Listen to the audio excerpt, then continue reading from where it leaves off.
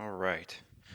Let's get this out of the way first. The thoughts, views, and opinions expressed on Tailboard Talks Firefighter podcast are solely those of the speakers, guests, and host, and do not in any way represent the thoughts or views or opinions of any other employer, partnership, or sponsor. The material and information in this podcast is for general information purposes only and should be used at the listener's discretion. Here comes the intro. Skip forward 30 seconds if you want to get right to the episode. This is the Tailboard Talk podcast, the best health, wellness, and lifestyle resource for the fire service. We're using stories, lessons, and tips from the front lines to give a realistic view of what the job can do to us and how we can make it out alive. I'm Chris Morella, a firefighter since 03, medic since 05, full-time since 08, and promoted to lieutenant in 20. I'm also a personal trainer and strength coach, and I'm here to give you the best information and host the best discussions to make us capable and durable, both on the job and away from it. So grab a heater, steal some fancy creamer from First Shift, and let's go chat. All right. Hey, everybody. Welcome back. Tailboard Talks Firefighter podcast. My name's Chris. How are you? Hope your week was good. Had a pretty good week. We got the Vanessa Frost episode out last week. Firefighters aren't athletes or are not athletes. Some really good feedback on that. Thanks for sharing that. Thanks for commenting, sending me messages. I dig it. I hope you like the shirt that was on there. It had the 4th Shift Firefighter thing on the front and then not an athlete on the back. I'm not saying that'll be a shirt eventually, but it doesn't not stand a chance of being one. And with that, the 4th Shift Firefighter thing. So I've been using that more often. In the future, I'm sure I'll do a launch thing, some giveaways, some whatever.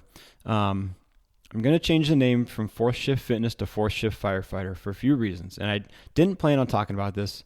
Turns out I'm going to. Here we go. First one is, I don't want to keep scaring people away with the word fitness. It's a scary word. Second one, I want to reach a broader audience. And also, we talk about a lot of not fitness stuff on here. Like today, we're talking about getting in trouble and how to not get in more trouble once you get in trouble. Not really a fitness thing, right? But something that I've been in trouble. I've worked through it. I've come out the other side okay so far. And it's an important firefighter thing. So I want to be able to talk about it. And I want to have guests on that aren't necessarily just fitness people. So changing the name from 4th Shift Firefighter, that'll be happening eventually. I know I'm kind of ruining the big drop, but look for that. I'll have different stickers, say 4th Shift Firefighter on it. I'll still use the 4th Shift Fitness Circle logo for the fitness stuff, but the overall company will change. Okay, so let me get back to my notes here. And with that, and now getting away from fitness, let's talk about fitness. I registered for an 80-mile bike ride at the end of August. Long story short, I said I was going to do this like a year ago. Then we planned a camper trip the week after, so I figured it was scrapped. And then like 2 weeks ago, Katie was asking me if I was still going to go on my 80-mile bike ride, and I said no. And then she said, why? And then I didn't know. So I found a different one. It's 80 miles. It's in Michigan. It's on August 26th, I think. So I've already posted a few training log things from my 4th Frontier heart rate strap, heart rate monitor, smart EKG monitor. I'm going to do some more of that stuff. That'll be on Instagram. Now going down that vein, I've also set a time limit of 1 hour per day on Instagram. Tried that time thing. I just get sucked into it, man. And I don't doom scroll necessarily. I know that's a thing. What I do is I hate scroll. So I end up going and finding people I don't like or that aggravate me. I look at what they're doing. Not very healthy. Big waste of time. Has given me some good content and will again in the future, but it's just not productive. There's so many other things that are on my to-do list that I don't do because I'm busy hate scrolling Instagram. All right. If I'm going to be on Instagram less, on social media less, that means that I have to beg and plead and ask that you guys share an episode if you find one you like or one that resonates with you or your crew or whoever or your spouse or whatever. That will significantly help me stay off social media more and also keep the show growing, which it still is. But even with the community I've talked about in the past, you guys show up, dude. You guys show up, time and time again. I keep asking questions on Instagram, keep doing polls and stuff, and you guys keep showing up with numerous responses, and I dig it. It helps me a lot with getting these episodes together. Let's talk about screwing up. And usually when we screw up, the next question is like, well, now what? And that's where we get in trouble. Typically speaking, and this will be a big circular conversation, typically speaking, what you did is far less important than how you handle it and how you react to it when you're confronted with it. And we'll get into that kind of towards the end here, but I messed up the other day. And if you want to hear the details on how I screwed up, I'll tell you next time I see you. I'm not afraid to talk about it, but it just happened. And I'm letting the dust settle a little bit. I'm not trying not to draw too much attention to myself. And I understand by not talking about it, there's more interest in it, but let's be honest. Who's really going to approach someone and ask them in person besides the 10 people I already have what happened? Anyways, if you want to talk to me in person, invite me out to the department to speak. I'm good with that too, and I'll tell you all kinds of stories. Anyways, I screwed up the other day. It ended up with me calling 3 different people and explaining what I did wrong, what I was thinking, what my intent was, where I went wrong in trying to execute it. And long story short, I was able to kind of explain it away. And most importantly, I outlined the steps of what I was doing to make sure it didn't happen again. So for all 3 people, I say, hey, listen, I looked up the correct resource, and I'm logging some training hours on right now. This is not something that's going to happen again. This was a whoopsie, and I'm going to make sure it was just a whoopsie. So we're all good. And that's an important part of screwing up. Is one of the worst things you can show when you screw up is indifference. And I think a lot of times that's our ego talking, right? Like we want to pretend like we don't care, or it's not a big deal, or who cares anyways. Well, I can tell you from an officer perspective, indifference is the last thing I want to see if you screw up. I want to see that you recognize you made a mistake, something did not go well, or some mistake was made, or some error was made, and I want to see you recognize it to the level that I believe that you care enough about it that you're not going to do it again. That's what's important to me as an officer. If you do something boneheaded and show indifference, there's a lot more conversations that need to happen, because now I don't know if you're so indifferent to it truly that you are not afraid of this happening again, or at least conscious of this potentially happening again. That's a big issue for an officer. So don't show indifference. Take quote unquote ownership of it, and go from there. Now I have a bunch of things written down. Okay. The first one is admitting fault, which is also one of the harder things to do, right? Admitting fault does a couple of things. When you get in trouble, you screw up, whether it's when you get confronted with it or when you recognize it, admitting fault is one of the best things you can do for a couple of reasons. First of all, it lets you kind of tell the narrative of what happened, right? If I had just messed up and then let whatever happens, the story that would have come back to me through the chain would have been likely completely different than what actually happened. Instead, I kind of got ahead of it, right? I don't like to call it like damage control, because you're not. You're just kind of explaining what happened. And it still might not control any damage, but at least the real story will be out there. But you get to set the narrative. You get to get the real story out before the rumor mill starts flying. Not that ever happens in the fire service. I'm not saying that, right? But that's the power that you give yourself when you admit fault. You get to set the narrative from the beginning. It might get away from you. Now, important part of that is make sure it's a true narrative. Major key factor in that. Make sure you're not lying, which is another point down here. But admit fault. All right, that's step one. The other thing that admitting fault does is it builds your credibility even when you screw up. So it basically lets your superiors know that you're not trying to get away with something. You're admitting, like, I screwed up. And if you do that, then the next time you screw up, they're probably going to believe you when you tell them that it was an honest mistake or an oversight or something like that. You're not setting the tone of basically you trying to get away with things over and over. So when something truly significant happens, they're not already robbed of their opinion of you. You're showing character, you're showing integrity, and that you can be trusted even when you mess up. And you're reliable even when you mess up, and your character and integrity aren't abandoning you when something goes sideways. So admit fault. You might have to fall on your sword a little bit. That's just part of the game, man. That's part of screwing up. It's not the most comfortable thing in the world. For a reason, you screwed up. And but I'll tell you that avoiding it or denying it or lying about it, oh man, just makes stuff so much worse. And we'll talk about that in a second. So here's something I tell my guys when I get a new crew member or I get put in charge of a different crew. First thing I tell them about screwing up is that you tell me right away when you screw up for a couple reasons. I've screwed up. And I've been in meetings where you hear about the meeting with the chief where something bad happens and the chief brings out three piles of paper, right? And the first one's a very thin pile and the second one's a little bit bigger and the third one is far too thick for your liking. And each pile incrementally gets worse for your career. I've been in that conversation. I've sat in the chair with the chief across from me and the two assistant chiefs and my captain and my battalion chief next to me, and had that conversation of, here's what we believe happened, tell your side of the story. And there was those three piles in front of me. Not comfortable. Not a comfortable thing. Don't recommend it. But I know how that feels, and I know how I got through it. And I understand the dynamic of it. I understand what they were trying to do. I understand the roles everyone's playing. So if one of my guys screws up, I can give him that insight. I can at least prepare him for those conversations if it's going down that path, right? Fortunately, not a lot of people have that experience at that level. Fortunately, what they thought happened, I had no part of, and I didn't do, which was found out about 10 hours later, which made for a really stressful day at work. So for about 10 hours, I thought I had the sword dangling over my head, but until they did some more investigating and figured out what actually happened, I was off the hook. Not a good day, but very valuable in terms of experience and information and being able to pass it on to people. So I always tell my guys, if you screw up, just tell me. Tell me. Don't let me find out from someone else. It's only going to let me get ahead of it or help you through it from the get-go, help you not make mistakes early on, which is when a lot of people make mistakes early on.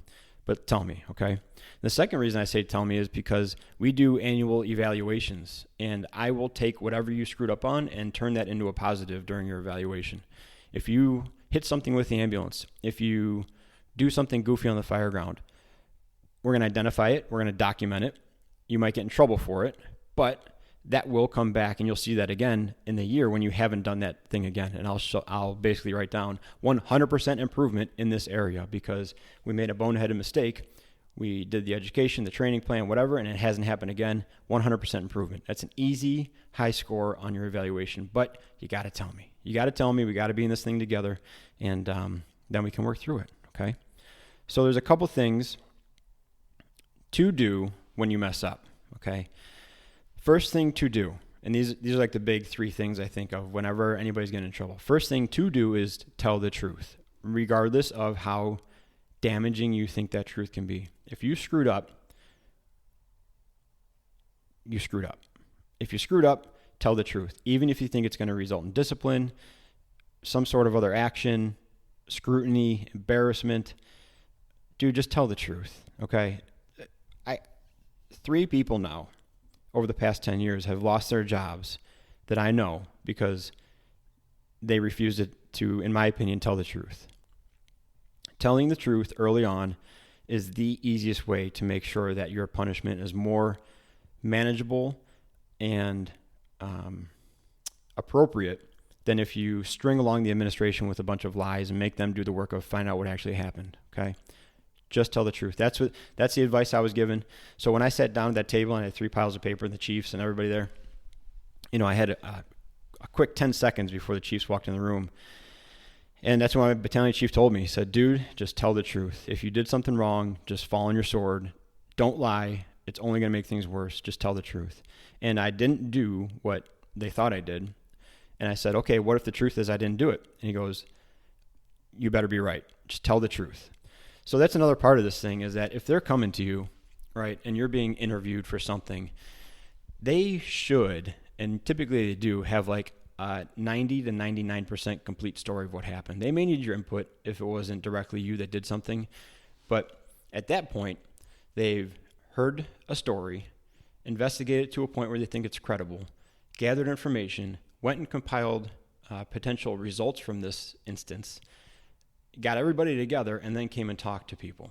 They have a pretty good idea what they're talking about or doing. It's like when you're talking to the kids and you're asking them a question, but not really because you don't know the answer, because you want to see if they're going to try to get away with something. That's kind of what these things are like. Now, in my case, luckily, it was untrue, and that's a favorable outcome. I mean, that's the easiest one because I could truthfully say, I didn't do that, and then it was all good. But tell the truth, okay? Now, the other thing that lying does is if you lie initially, right, and then your conscience gets the best of you or you finally get counseled by someone you trust and you go, you know what, I got to come clean. And you have your meeting again and you say, okay, here's what really happened. And you lay it out there. It's not going to have the same effect and you're not as believable as you were in the first 5 minutes. So now what it turns into is a game of, I wonder what he's lying about now, or I wonder how close to the truth this is. And that is not a game you want your chief playing or your administration playing when you're trying to convince them of you not getting in trouble. Okay, so just tell the truth early on. All right, the other one, don't immediately go on the offensive and don't start blaming people for a couple of reasons. First of all, you might not be the person in trouble, but if you're in that room and they're talking about discipline, chances are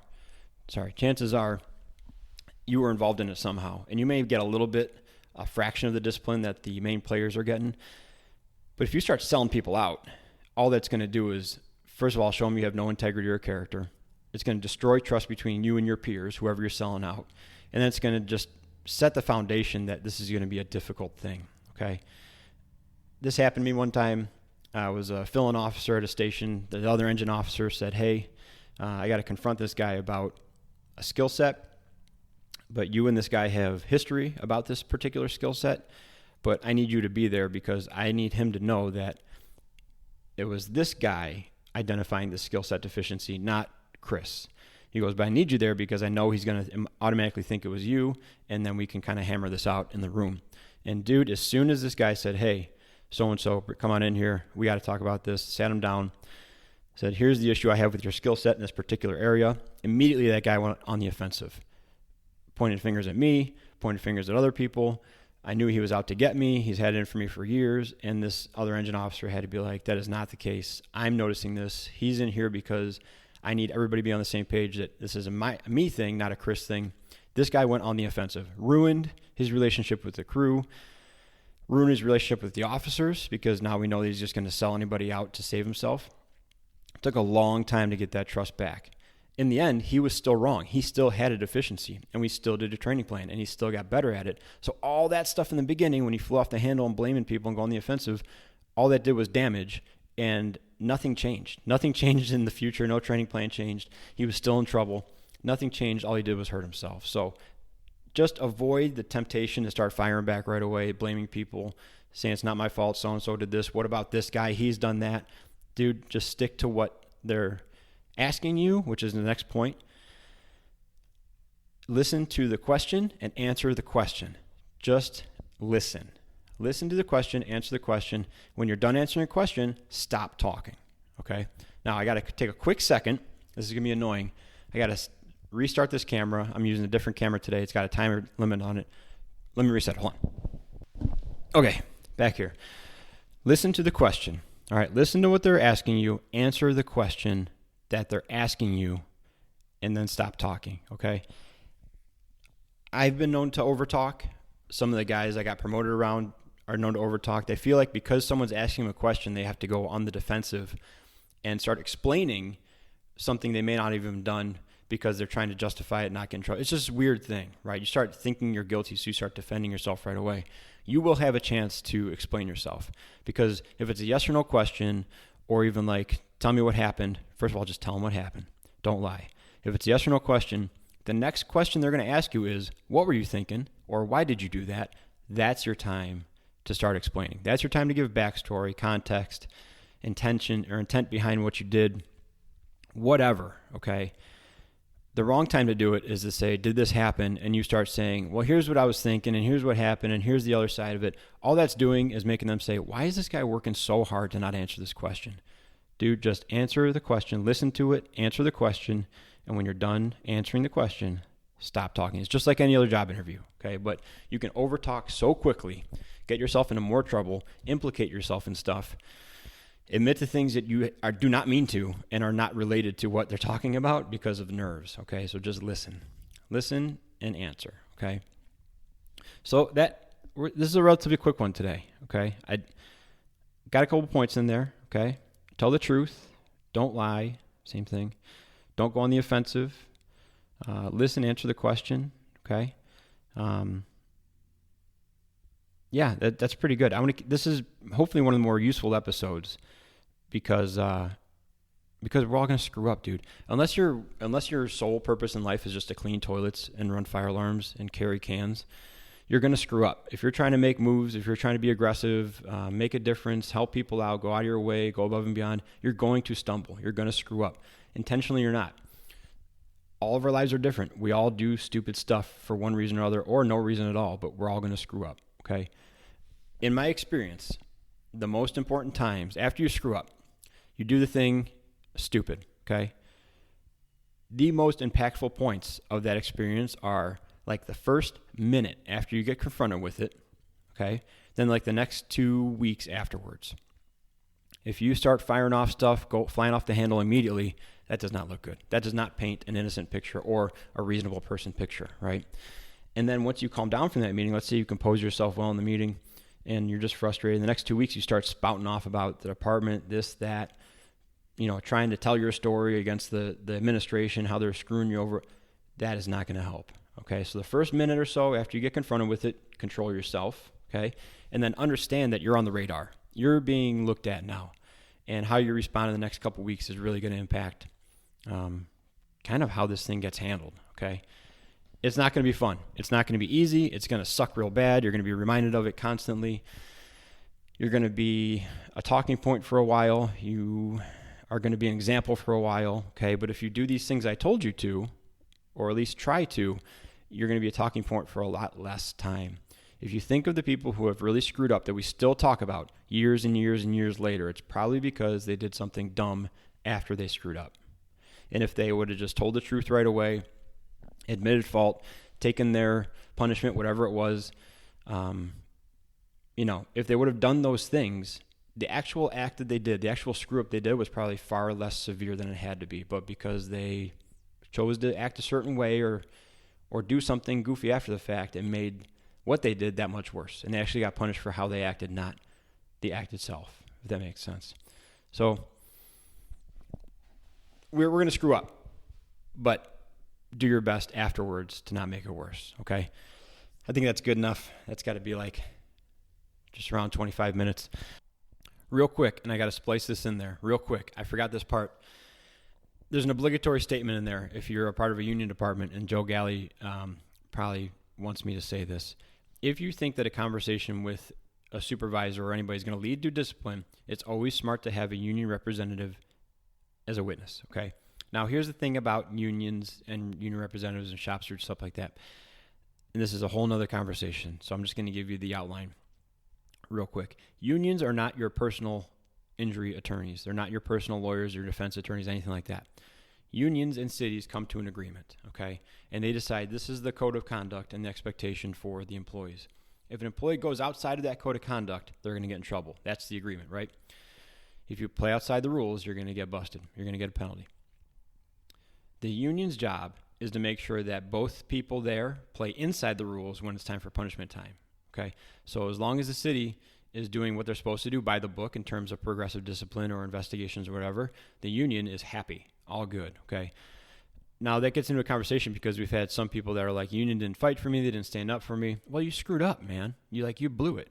You did something indefensible by our contract or by the department rules, and you're going to get in trouble for it. All the unions there to make sure that the department or the city doesn't overstep and take egregious discipline or something like that or become just unruly in their discipline. So have that union up there, but understand they're just there to make sure both sides are following the rules while you get in trouble, okay? Bigger conversation. Sorry if that ruffles some feathers. That's my view of the union, and I think that's an accurate view of the union. Okay, so that's the episode now. If you guys dig the show, feel free to donate. We got a Buy Me a Coffee button on the website, the existing website now, Fourth Shift Fitness. If you like any of the episodes and you feel like any of this information might be cool to hear in person, I am super duper available for hire. You can hire me out to your department. I really want to get into speaking at conferences and symposiums and stuff like that. Going to departments is cool, but usually what happens is like one guy will want me to come in, right? He'll be the guy that listens to the podcast, and then he'll tell a few other guys that are like, yeah, it could be pretty cool. So I go in there, and those 4 guys are cool and they care. The other 10 are there on mandatory training, and they could not care less, right? So it's a pretty difficult room. I still have fun with it. It's still a challenge. I like to do it. But speaking at conferences and symposiums and stuff, everybody chose to be there. They want to hear something directly, and they paid to be there. They're invested in it. It's just a lot easier to talk to, a lot more flowy, a lot looser. which got me in trouble once. But anyways, I'm available for hire. Hire me out. If you guys need training plans and stuff like that, I don't have any standalone plans on the website yet, but you can always reach out and we can talk about digital personal training. Or if you're in the Chicagoland area, we can talk about personal training here in the garage. All right. Until next time, guys, thanks for hanging out. Let's all keep working on being toward what am I saying? Let's all keep working towards being more capable and durable, both on shift and away from it, and be a 4-shift firefighter.